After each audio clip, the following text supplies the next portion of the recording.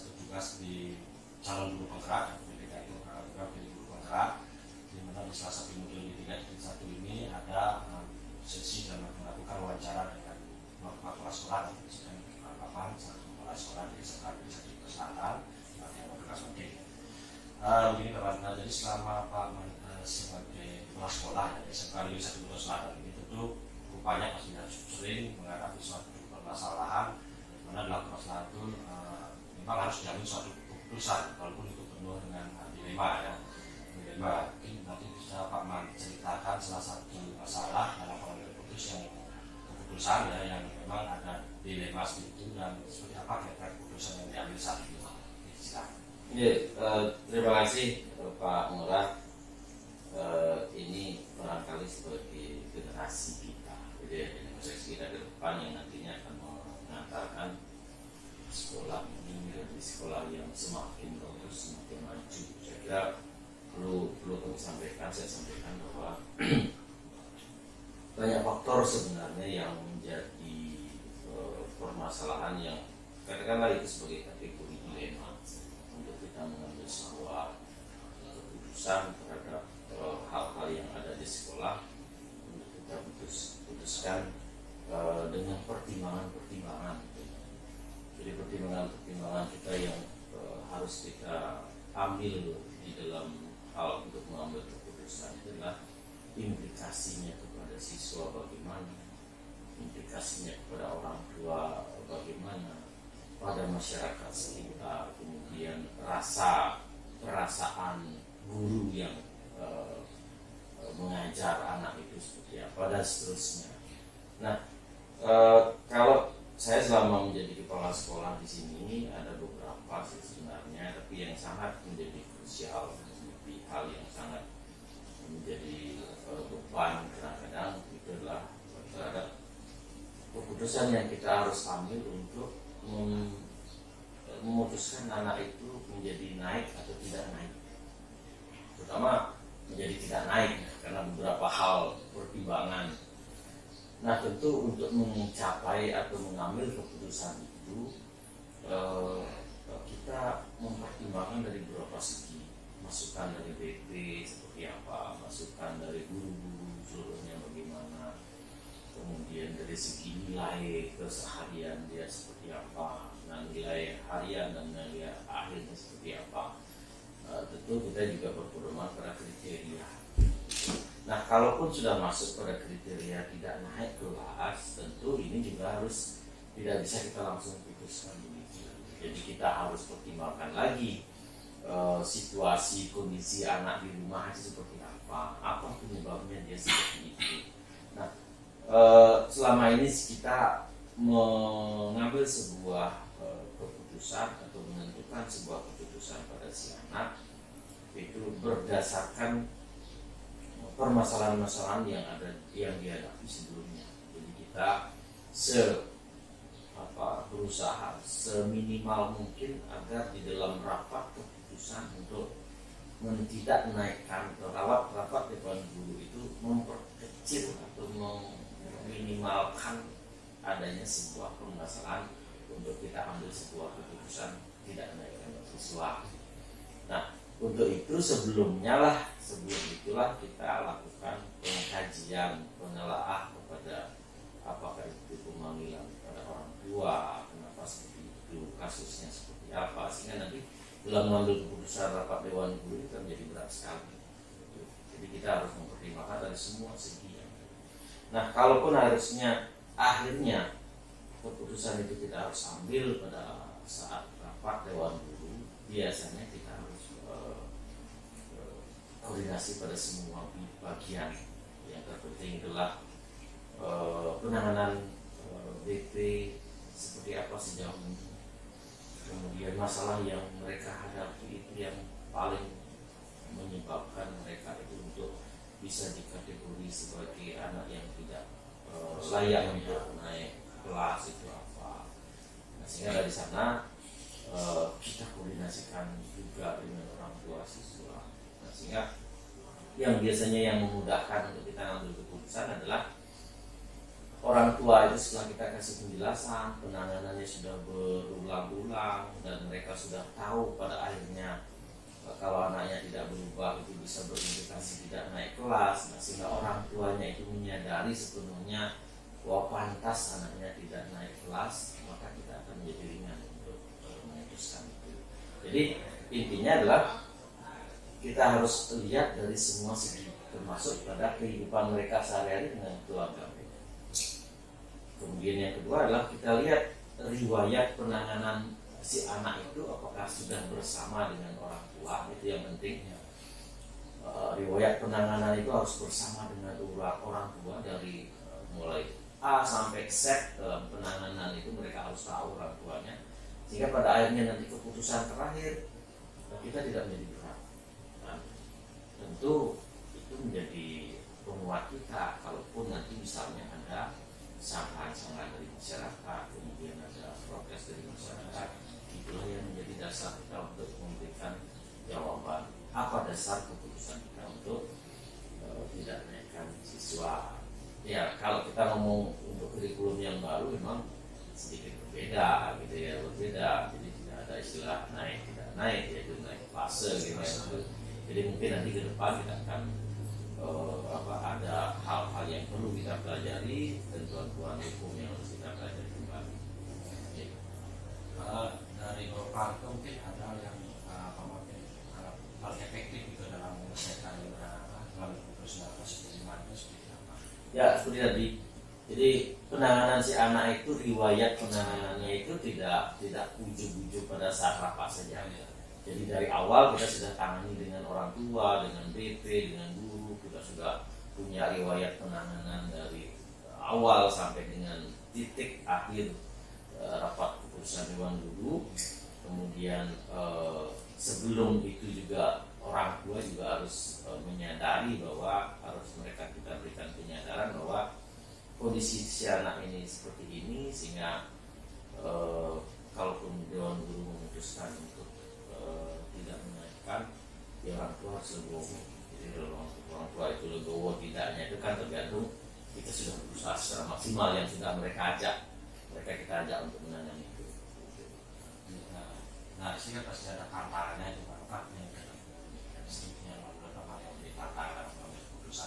tantangannya ya rasa sayangnya orang tua kepada si anak.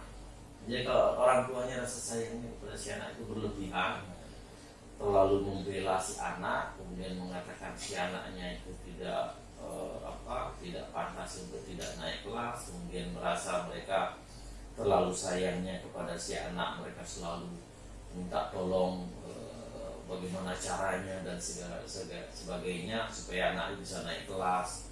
Kemudian karena kutip mungkin mencari dukungan di luar itu. Nah, itulah yang menjadi tantangan kita. Jadi itu yang agak menjadi dilema kadang-kadang, sehingga kita tetap berpegang pada suatu pedoman yang pasti bahwa kenapa bisa seperti itu, karena sudah penanganan sudah dari jauh-jauh hari kita sudah lakukan. Bertahap proses penanganan itu yang penting kita sudah punya riwayatnya, punya dokumentasinya, penanganan dari awal sampai akhir seperti itu. Kemudian orang tua juga sudah ada pernyataan yang menyampaikan mereka akan menerima apapun konsekuensi dari si anak itu apabila nanti di keputusan keputusan Dewan Guru itu harus meninggalkan si anak itu untuk tidak naik kelas. Nah, seterusnya nanti harus bisa dipertanggungjawabkan oleh semua pihak. Kita di masyarakat itu kan dilihat oleh beribu-ribu mata gitu ya. Jadi kita mengambil sebuah keputusan itu harus memang ada dasarnya secara akademik, kemudian ada dasarnya secara hukum, kemudian ada kepantasan di sana, kemudian proses bersama dengan orang tua, itu yang penting kita punya dokumen. Berarti ya memang dalam mengambil keputusan itu kadang-kadang ada proses, ada prosedur misalnya ada yang waktu misalnya, atau mungkin ada yang langsung itu mungkin tidak langsung bisa selesaikan di tempat seperti itu ya, pasti ada. Kalau sebelumnya kita sudah ada proses, kemudian prosedurnya sudah ada, penanganannya orang tua juga sudah menyadari kondisi seperti itu, sebelum rapat Dewan Guru orang tua sudah menyerah dan tidak bisa kita sudah berusaha secara maksimal untuk menangani si anak, utamanya pada kasus-kasus di luar akademik gitu ya, di luar kemampuan akademik. Saya kira kalau orang tua sudah menyadari, mungkin bisa kita putuskan langsung dengan rapat dewan dulu, karena kekuatan terbesar itu kan rapat dewan dulu, jadi bukan keputusan kepala sekolah ya. Jadi orang tua tidak akan bisa melakukan sebuah protes terkait dengan apa yang sudah diputuskan oleh rapat dewan dulu, itu yang paling kuat. Kemudian di terkait dengan faktor-faktor yang selama ini mempermudah dalam pengambilan keputusan yang terjadi di DKI, pasti bisa mempermudah dan seseorang yang bisa mengambil suatu keputusan. Sebenarnya faktor yang mempermudah itu adalah pendeteksian dari awal kasus si anak. Jadi semacam sekarang kita lakukan kedisiplinan yang sangat ketat, pendataan kedisiplinan terhadap anak yang sangat ketat, penanganannya dari awal mereka bermasalah itu sudah diketahui oleh teman-teman wali kelas, kemudian dari BP sampai kepada kepala program, kemudian kepala sekolah, itu sudah kita lakukan, dan itulah yang mendukung proses kita untuk kita memudahkan dalam mengambil keputusan. Jadi kita sebagai kepala sekolah itu memiliki kekuatan karena bukan keputusan kita sendiri. Jadi proses sudah kita lakukan, dukungan dari tim dari penanganan itu juga sudah didukung, semua pihak sudah tahu, terutama nanti secara resmi keputusan lewat rapat dewan dulu. Kemudian yang terakhir tadi apa yang sampaikan tadi, mengalami pembelajaran seperti apa yang bisa mengambil tadi mengambil keputusan terkait dengan DKI.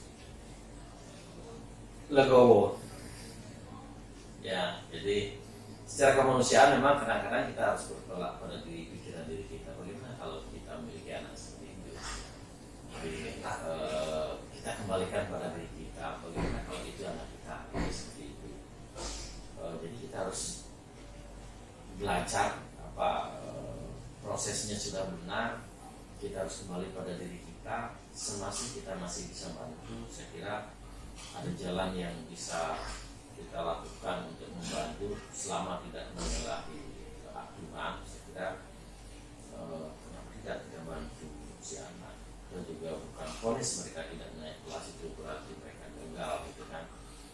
Artinya yang pertama adalah kita harus legowo kepada anak kita, itu kan seluruh anak kita, untuk kita tinggalkan atau kita tunda kenaikannya untuk kita lebih lama aja di sekolah ini, kita bisa lebih bina lebih jauh lagi. Itu yang kedua, yang pertama, dan kita berikan penekanan kepada orang tua dan si anak bahwa tertunda 1 tahun itu bukan masalah berarti sebuah kegagalan.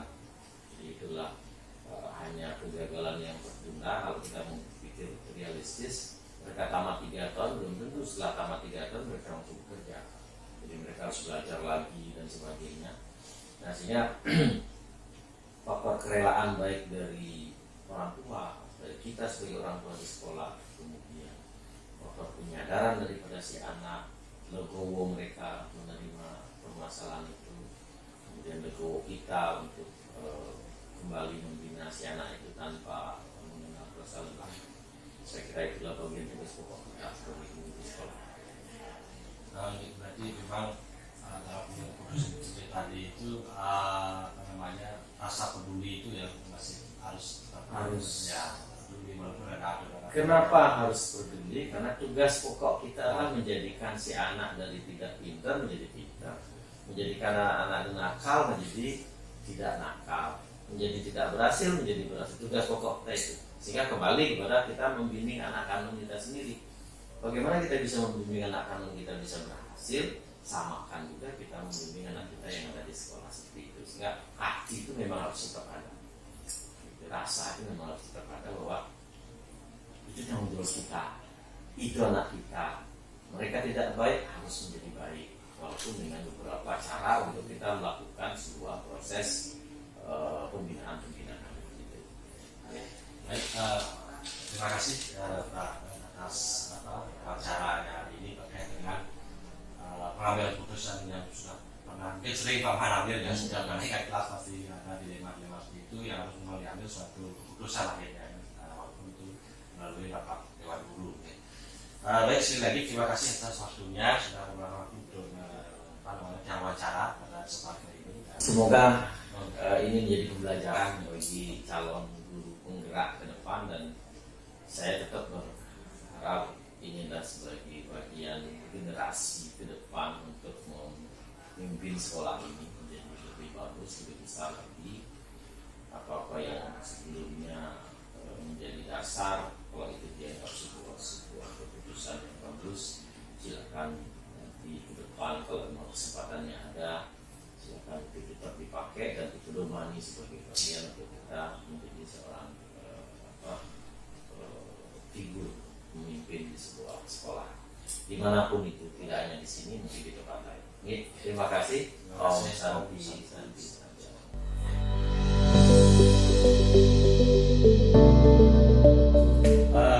Selamat pagi Pak Deh, yang ada minta waktu sebentar. Terima kasih sudah meluangkan waktunya. Di sini ada mewawancara terkait dengan tugas di calon guru penggerak. Ada di sana di Bodo 3.1 itu untuk melakukan wawancara terkait dengan pengambilan keputusan sebagai pimpinan kan kepala sekolah di sekolahnya. Mungkin selama ini kan Pak Made sebagai kepala sekolah cukup sering mengalami suatu pengambilan keputusan dari permasalahan yang ada, dari kasus yang ada, yang perlu untuk diambil suatu keputusan atau tindakan. Mungkin Pak De tadi bisa menceritakan salah satu masalah yang Pak De hadapi terkait dengan, dan itu menimbulkan suatu dilema dalam pengambilan keputusannya, dan pada akhirnya keputusan seperti apa yang Pak De bisa ambil saat itu. Ya, silakan. Baik, terima kasih Pak Lurah.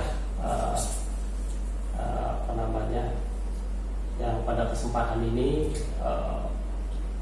mewawancarai Tiang ya, terkait dengan tugas Tiang sebagai kepala sekolah dan hal-hal mungkin yang Tiang hadapi, persoalan-persoalan yang muncul dan kita hadapi di lapangan. Nah, begini Pak Lurah, kita ambil aja salah satu contoh kegiatan yang namanya di SMK itu sifatnya rutin, di samping memang ada tata tertib di sekolah. Itu ada salah satu kegiatan yang tidak terlepas, yaitu praktek kerja lapangan. Nah, kegiatan ini juga merupakan salah satu yang bisa memunculkan persoalan-persoalan yang kita hadapi. Nah, tentunya persoalan-persoalan ini ya terkait juga dengan ada yang benar dan salahnya, ada yang benar dan benarnya menurut dua versi kan itu, sehingga menyulitkan kita untuk mengambil satu keputusan. Nah, seperti apa yang saya sampaikan tadi, contoh di praktek kerja lapangan. Nah, persoalan-persoalan yang sering kita hadapi ya salah satunya adalah yang paling banyak itu penyebabnya adalah dari persoalan anak didik kita. Itu yang paling banyak. Nah, permasalahan-permasalahan itu kadang-kadang munculnya jarang datang ke tempat PKL ya, membuat kesalahan-kesalahan yang juga sifatnya fatal, kemudian dukungan dari orang tua yang tidak maksimal. Kadang-kadang persoalan itu muncul juga dari orang tua yang tidak memahami sistem yang ada, seperti itu. Oke, jadi terkait anak-anak yang di tempat kerja industrinya ya, PKL-nya, dan itu kan masalahnya tentang kedisiplinan kerja anak, sehingga pada akhirnya bermasalah di industri kan ya. Terkait dengan masalahnya industri itu, anak-anak itu tindakannya seperti apa dari industri dan juga dari sekolah? Ya jelas, kalau terkait dengan kedisiplinan, salah satu yang bisa kita lakukan yang pertama itu adalah tetap berkoordinasi dengan industri. Kemudian kita ada tim monitoring di sana yang selalu laporannya kita minta setiap bulan, sehingga kita bisa memantau masalah-masalah yang ada. Nah, kemudian kita juga melakukan cross check juga dengan industri, apakah benar anak seperti ini, atau kita juga menunggu ada laporan dari industri. Nah, baru kita melakukan pemanggilan juga terhadap anak, pembinaan juga. Nah, pembinaan itu bisa kita lakukan di sekolah dulu, atau nanti kalau memang fatal berkoordinasi dengan industri, termasuk juga menyampaikan permasalahan-permasalahan ini kepada orang tuanya. Nah, itu yang bisa kita lakukan. Nah, kemudian solusi-solusi yang lain adalah mengidentifikasi apa sih masalahnya di sana, apa kendalanya. Kita harus menggali dari si anak itu sendiri apa permasalahannya, sehingga nanti ada solusi-solusi yang bisa kita diskusikan dengan pihak industri. Seperti itu. Dari kasus itu putusan apa yang pernah Pak diambil itu, putusan apa yang seperti itu yang bermasalah? Nah, contoh permasalahan yang waktu ini yang sangat ini ya, sangat kita rasakan lah. Contoh di satu industri itu anak kita itu merasa tidak diperhatikan. Nah, ini yang paling ini terkaitannya dengan rasa, dengan perasaan atau bumper bagaimana, padahal mungkin industrinya tidak seperti itu gitu. Anak ini bumper bawa perasaan, merasa tidak disenangi oleh temannya, ya. Kemudian merasa disisihkan oleh senior-senior di hotel. Kemudian hal-hal seperti ini juga disampaikan ke orang tuanya. Jadinya ini menimbulkan masalah yang cukup pelik. Nah, apalagi orang tuanya tidak memahami sistem, dia langsung ngelabrak aja ke hotel seperti itu. Nah, langkah apa yang dapat kita lakukan? Nah, langkah-langkah yang sudah kita lakukan adalah, pertama adalah yang memanggil si anak ini, kamu ada apa? Identifikasi dulu masalahnya. Identifikasi dulu masalahnya, keluhannya apa. Tidak hanya si anak ini, kita jadikan komparasi ke yang lain juga, ke industri apakah benar seperti itu perlakuannya, senior-seniornya. Nah, kemudian teman-temannya yang dikatakan tidak mendukung atau tidak nyenangi, kita coba klarifikasi juga. Nah, kita tidak mau mendengar satu permasalahan ini muncul dari satu pihak saja. Nah, seperti itu. Dan akhirnya apa? Setelah kita lakukan pembinaan itu dan komunikasi, ada sedikit perbaikan. Sikap mental sudah perbaikan. Tetapi yang lebih parah lagi kemarin itu, ada lagi orang tuanya ke kita. Kita mendesak, wah anak saya begini. Nah, ini pembenaran. Akhirnya apa keputusan saya? Satu, kita sampaikan ke orang tua bahwa aturan PKL itu tidak boleh ada perpindahan. Tidak boleh ada perpindahan. Atau kalau mau pindah, sekalian berhenti dulu, istirahat. Ya, itu istirahat dulu. Jadi mengulang nanti di semester depan tidak ada. Nah, akhirnya setelah kita berikan pemahaman kepada orang tua, permasalahan ada, ternyata permasalahan di sana itu bukan disebabkan oleh sistemnya, tapi karena si anak ini. Nah, langkah selanjutnya yang kita lakukan adalah memperkuat si anak ini supaya bisa apa? Dia punya komitmen, tidak berpikiran negatif ke temannya. Orang tuanya juga seperti itu, bisa menangkal apakah yang disampaikan oleh anaknya itu benar atau tidak. Sehingga yang terbaik yang kita dapati adalah anak-anak itu bisa kembali melakukan praktek kerja lapangan secara normal seperti itu. Ya. Jadi langkah-langkahnya seperti apa yang sudah Pak Mandi sampaikan tadi. Ya.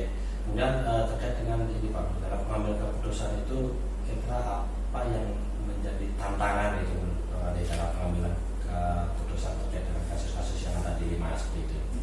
Sebenarnya tantangan seperti itu adalah kemanusiaan itu ya, kemanusiaan itu, rasa kasihan, kemudian ada hal-hal lain, pertimbangan lain, kadang-kadang melihat tuh ini si anak ke depannya bagaimana. Nah, itu tantangan kita ke depannya. Tetapi syukur, artinya yang namanya tantangan itu kita selalu diajar untuk belajar mencarikan solusi-solusi alternatif yang lain seperti itu, sesuai dengan kondisi permasalahan yang ada. Ada rasa kasihan, rasa pedulian juga ya. Itu ya. Baik, ini Pak, kemudian dengan ini Pak, apakah dalam menyelesaikan kasus-kasus di sini diambil suatu keputusan itu ada waktu-waktu tertentu, jadwal tertentu atau prosedur tertentu, ataukah langsung diambil saat itu juga tidak seperti itu? Baik Pak Pras, kalau kita lihat dari permasalahan ya, kita memang di sekolah itu kan harus ada prosedurnya ya, ada prosedurnya. Kalau memang ada laporan ya nanti kita lanjutkan ya, kita lanjutkan. Apalagi seperti di PKL ini ada yang monitoring, ada pembimbing di industri ya, ada pembimbing di sekolah. Nah, ini mengkomunikasikan kalau memang nanti permasalahannya cukup berat ya, nanti melibatkan orang tua, kita buatkan jadwal ya. Tetapi kalau ada permasalahan yang bersifat spontan, misalnya seperti orang tua yang tidak tahu permasalahan langsung datang ke sekolah sama anaknya langsung rame-rame gini, ya bisa kita selesaikan saat seperti itu langsung di tempat. Jadi ada dua kemungkinan, ada yang Iya. tempat ataupun bisa memang dischedule. Kemudian apakah ada mungkin faktor-faktor atau seseorang yang bisa membantu atau mempermudah Pak Made dalam mengambil keputusan yang kait dengan dilema tadi kan? Ya. Faktor-faktor Tentunya begini Pak Lurah, tentunya mungkin permasalahan itu tidak kita bisa selesaikan secara sendiri kan gitu. Nah, tentu ada tim-tim yang kita miliki di sekolah ya, seperti di praktek kerja lapangan ada tim di sana yang membantu juga menggali semua informasi-informasi yang ada sehingga nanti kita bisa mengambil satu keputusan yang tepat dan berdasarkan aturan-aturan praktek kerja lapangan yang kita tetapkan seperti itu. bisa dipertanggungjawabkan. Dipertanggungjawabkan ya seperti itu. Ini pertanyaan terakhir dari semua hal yang telah Pak Made sampaikan tadi. Kira-kira pembelajaran seperti apa yang dapat dipetik berdasarkan dari pengalaman pengambilan keputusan tersebut? Baik. Nah, dari permasalahan-permasalahan yang kita kita hadapi dan solusi-solusi yang kita sudah lakukan, tentunya banyak hal yang dapat kita pelajari dari sana Pak Lurah. Tentunya dari yang saya sampaikan tadi dari segi kemanusiaan ada, rasa kasih sayang ada, dan tentunya juga adalah bagaimana kita belajar menyelesaikan permasalahan-permasalahan yang kedua sisi menyatakan oh ini benar. Nah, di mana unsur bisa yang bisa kita pelajari sehingga benar-benar keputusan ini untuk baik bersama gitu. Ya, tapi nanti kalau hal-hal yang terkait dengan suatu perbuatan moral gitu yang kait dengan benar dan tidak benarnya atau benar salah itu ya tetap pasti kita punya aturan. Nah, aturan itulah yang kita pakai sehingga solusi-solusinya tetap ada, satu berdasarkan aturan dan berdasarkan ya mungkin ada perasaan dan sebagainya seperti itu ya, kepedulian dan cinta kasih gitu ya. Ini baik Pak Made, mungkin itu yang dapat yang tanyakan terkait dengan pengambilan keputusan Pak Made sebagai kepala sekolah ya di SMK Negeri 2 Pak Made. Dan sekali lagi kita ucapkan terima kasih atas waktunya. Baik, terima kasih Pak Lurah, sama-sama. Semua.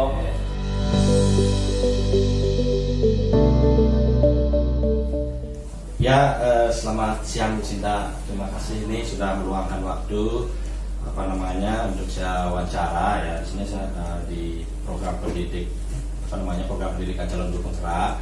Kebetulan ada penugasan di salah satu alur ininya di modul 3.1 di alur demonstrasi kontekstual untuk melakukan wawancara terkait dengan pengambilan keputusan ya, sesuai dengan topiknya pengambilan keputusan yang berdasarkan nilai kebajikan sebagai seorang pemimpin ya. Dan sini kan Bu Sinta sebagai kepala sekolah di salah satu TK ya di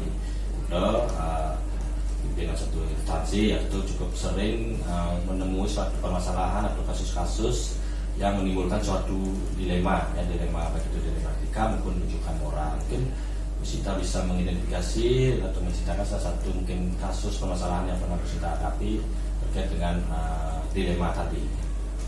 Ya, terima kasih Pak Murah. Jadi kalau untuk kasus yang ada berkaitan dilema, kok di PAUD tuh sebenarnya banyak sih Pak ya. Terutama kasus yang paling sering di PAUD itu adalah dilema antara kita, kebijakan antara sekolah dengan orang tua. Kebijakan yang paling dilematis nih selama ini kami temui itu adalah pemberian kalistung. Sedangkan kita tahu bahwa kalistung antara PAUD dengan SD itu kan maksudnya PAUD SD kelas kecil itu kan sudah harus disesuaikan gitu ya Pak. Kami di PAUD tidak boleh memberikan kalistung secara ekstrim kepada anak-anak, sedangkan di SD kelas 1 pun juga tidak boleh memberikan mengeja langsung begitu, tapi harus mulai dari basic dulu. Nah, orang tua ini pola pikirnya bahwa anak-anak SD di PAUD itu sudah harus bisa baca tulis hitung. Itu ininya mereka, trennya mereka. Jadi anak udah harus bisa. Nah, dilema atau permasalahan yang saya temuin adalah begini. Kalau sekolah saya Pak di sini, kami udah punya komitmen bahwa anak-anak tidak boleh yang namanya kita berikan kalistung secara ekstrim. Artinya mereka kita berikan basic atau pemahaman tentang kalistung melalui bermain, kan gitu Pak. Jadi kita memberikan fondasi dulu sama anak dengan cara bermain. Tapi orang tua tuh maunya ekstrim, maunya supaya dia udah bisa mengeja, sudah bisa menghitung cepat dan sebagainya. Itu yang orang tua mau. Nah, kami di sekolah di awal tahun pembelajaran sudah mengadakan rapat dengan orang tua dan guru pun kami sudah sampaikan bahwa kita akan mempunyai komitmen tidak memberikan kalistung secara ekstrim. Nah, ini kebetulan di akhir semester 1 nih Pak, kami temui bahwa ada orang kurang lebih 10 orang tua lah Pak ya, 10 anak itu tiba-tiba sudah ada yang namanya udah mengajukan kepada guru kelasnya untuk ada les tambahan untuk anaknya setelah pulang sekolah. Nah itu yang bikin saya juga kagetnya, itu nggak ada konfirmasi dulu ke saya selaku pimpinan di sekolah ini gitu. Itu yang bikin saya kaget. Jadi itu sih permasalahan yang paling sering Pak, kalistung. Dan satu lagi permasalahan itu adalah ini, bagaimana orang tua bisa memahami bahwa anaknya ya ada di PAUD biasanya ada beberapa anak yang bisa kita kategorikan anak berkebutuhan khusus. Itu yang jadi orang tua, kenapa kami tahu anak itu berkebutuhan khusus? Karena kami kan tahu dari gerak-geriknya, kemudian dari perkembangannya nggak sesuai dengan usianya. Jadi orang tua tuh jarang mau mengadakan, ya kami pasti menyampaikan, Bu atau Pak silakan menindaklanjuti ke misalnya tumbuh kembang, itu mereka tidak mau. Itu sih dilema yang paling dihadapi dengan orang tua. Iya, betul.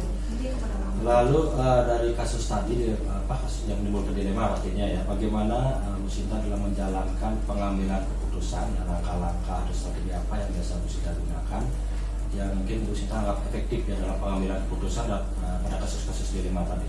Baik, saya bisa satu contoh ya Pak ya. Mungkin dilema kasus yang tadi kalistung tadi ya Pak ya. Jadi begini, begitu saya tahu ada jam khusus setelah jam sekolah itu, yang pertama saya lakukan adalah tentu guru yang saya panggil dulu Pak. Gitu. Guru saya panggil dulu, saya tanyakan kenapa sampai ada jam tambahan, sedangkan komitmen Ibu kan tahu komitmen kita tidak boleh ada jam pemberian jam tambahan apalagi kalistung. Setelah itu saya ajak ngomong dulu guru tersebut, ya ini empat mata begini lah Pak ya, ngobrol dulu.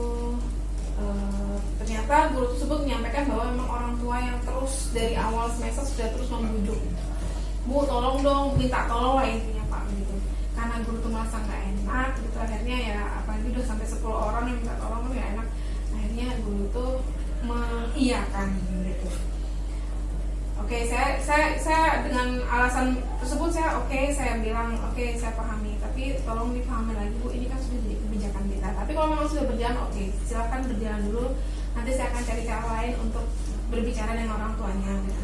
Nah setelah saya ngomong sama guru, lalu artinya saya adakan bukan rapat, pada saat pengambilan rapot triwulan.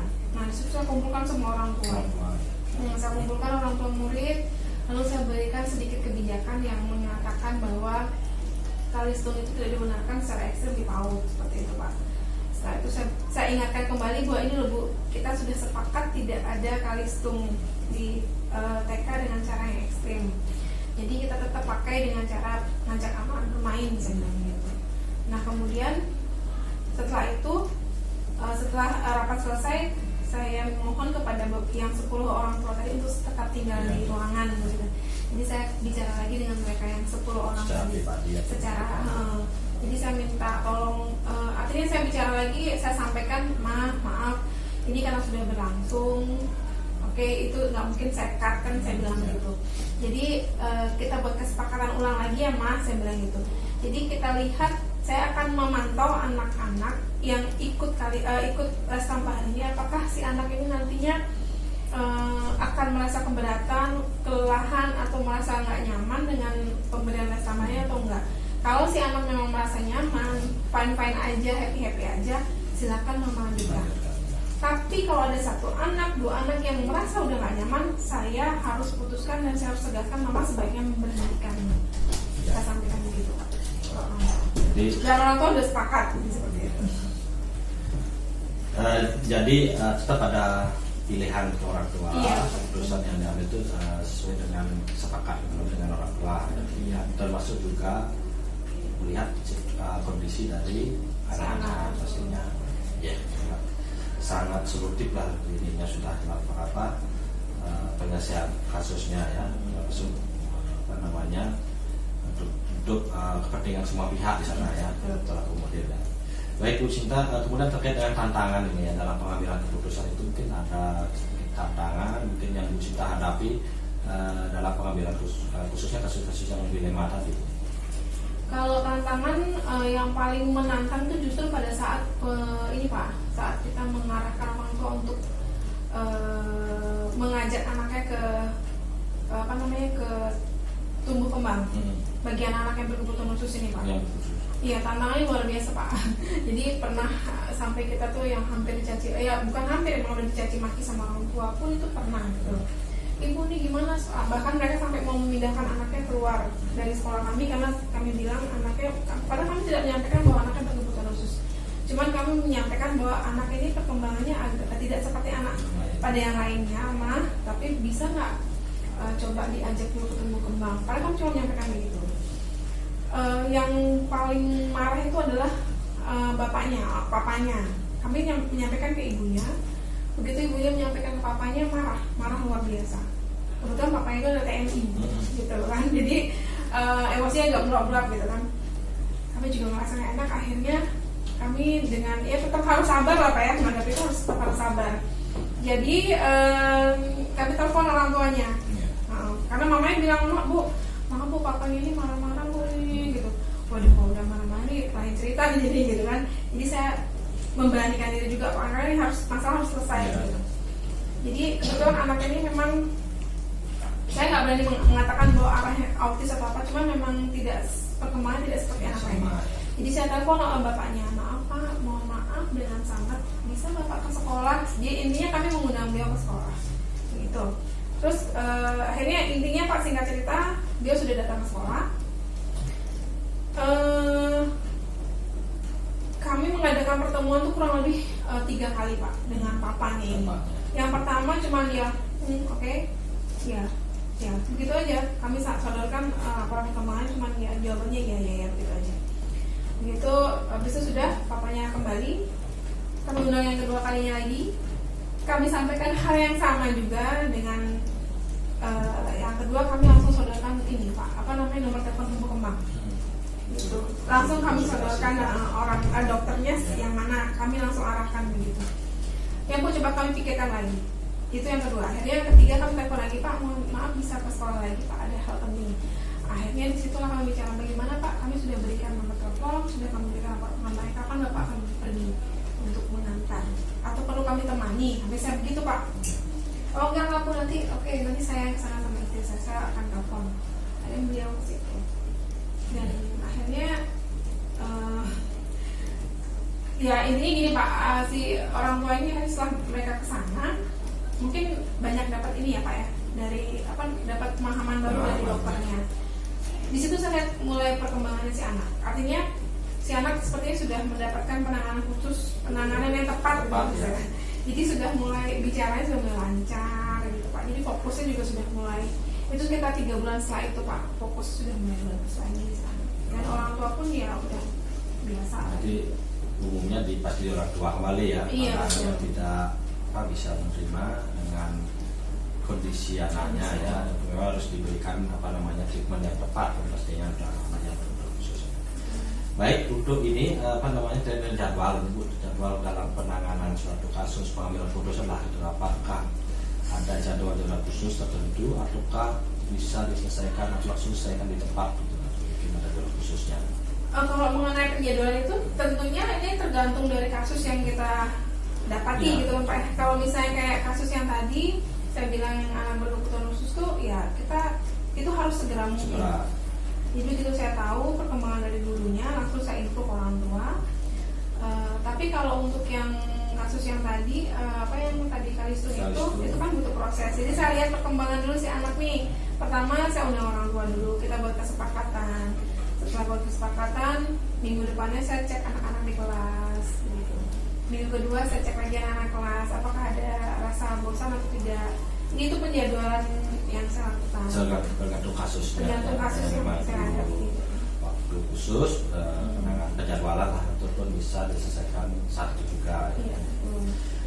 Kemudian terkait dengan faktor pendukung, kadang mungkin wakil seseorang yang bisa membantu atau ada faktor-faktor pendukung lainnya ya dalam pengambilan keputusan terkait dengan kasus-kasus dilema tadi. Tentu saja Pak, faktor pendukung itu penting. Jadi kalau faktor pendukung yang memang harus yang paling utama itu adalah sebenarnya adalah komitmen antara warga sekolah dulu. Itu benar-benar faktor pendukung Pak. Kemudian komitmen dari yayasan juga untuk mendukung program kami. Karena di situ setelah dari yayasan mendapatkan dukungan, tentunya di situ ada faktor pendukung yang lain lagi yang paling penting nih Pak, materi, gitu kan Pak, pendanaan. Karena setiap kegiatan itu nggak mungkin kita nggak perlu dana, walaupun sekecil apapun kita perlu dana dan itu perlu approve dari yayasan. Dan yang ketiga itu adalah sarana prasarana Pak. Itu sangat mendukung sarana prasarana karena kami apalagi untuk anak-anak yang berkebutuhan khusus tadi saya bilang kita butuh ruangan khusus untuk anak itu sendiri, kita butuh namanya pasir emas untuk dia, itu sangat penting sarana prasarana. Jadi keputusan itu diambil dari faktor-faktor pendukung tadi ya, sehingga akan berdampak positif buat anak dan juga orang tua pastinya. Dan ini yang terakhir terkait dengan refleksi ya. Dari apa yang sudah pengalaman dalam pengambilan keputusan itu ada mungkin sebagai pembelajaran ya sedang dapat Ibu ambil ya, dalam pengambilan keputusan terhadap kasus-kasus dilema tadi. Kalau pembelajaran saya ambil ini begini Pak, setiap ada kasus apapun bentuknya, walaupun yang bentuknya urgent misalnya seperti anak jatuh atau berantem sama temannya sampai cakar-cakaran gitu kan urgent yang lain. Apapun itu permasalahannya, yang paling penting adalah kita harus bicara empat mata dulu. Kita harus diskusikan semua permasalahan, bicara baik-baik dulu lah Pak. Itu yang pertama. Apapun bagaimanapun emosinya kita harus bicara empat mata, harus selesaikan langsung, nggak ada perantara. Itu yang pertama. Kemudian yang kedua, setelah kita sudah berbicara, kita butuh orang lain sebagai penengah. Kalau memang kita nggak nemu jalan tengah, kita butuh orang lain. Biasanya kalau memang misalnya ada masalah saya dengan guru gitu Pak ya, tidak bisa kami pecahkan, biasanya kami undang pengawas Pak. Jadi pengawas kami yang akan memberikan jalan tengah untuk kami seperti apa. Seperti itu sih Pak.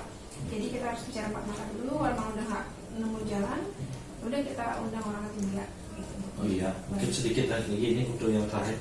Harap ke depan dalam pengambilan keputusan ini seperti apa yang Bu Sinta harapkan dari keputusan yang Bu Sinta ambil tentang kasus-kasus dilema tadi misalnya? Harapannya tentu ya agar pertama apa yang sudah menjadi visi misi kita berjalan. Misalnya kayak tadi udah komitmen, kita pengennya supaya tidak ada kasus itu ya itu berjalan. Kemudian yang kedua, harapan saya tentunya memberikan yang terbaik untuk anak-anak. Karena anak PAUD ini beda Pak ya. Kita kalau melihat anak itu sukses dalam artian dari anak yang tidak fokus tiba-tiba keluar dari sekolah kami dia sudah mulai fokus, sudah mulai bisa memegang pensil, itu kan sudah target yang luar biasa. Intinya mereka bisa mencapai target capaian pembelajarannya itu Pak.